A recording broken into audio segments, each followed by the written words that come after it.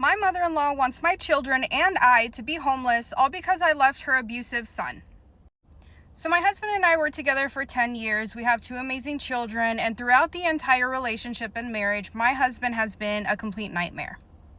Not only my husband, but also his family, especially my mother-in-law. Anytime that she would see him talking to me like I'm basically nothing, like I'm trash, she would defend him and she would tell me that I need to straighten up and get my shit together.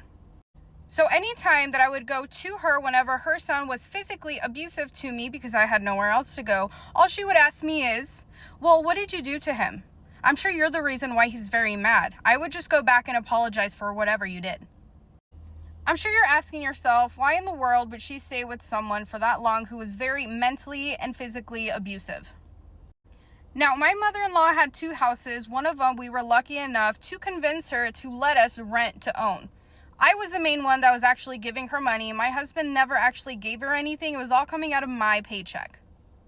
Now, fast forward to about a year ago, my husband decided that he wanted to cheat on me, but when I did find out, he basically made it out to seem like it was my fault, like everything else. And he told me that I wasn't going to go anywhere, that regardless of the fact that he cheated, I was going to stay put and stay with him.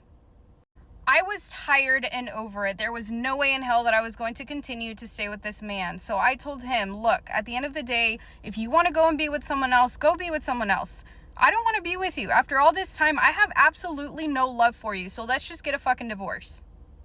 He got mad, became physically abusive. So then I called my mother-in-law, and you know what she tells me?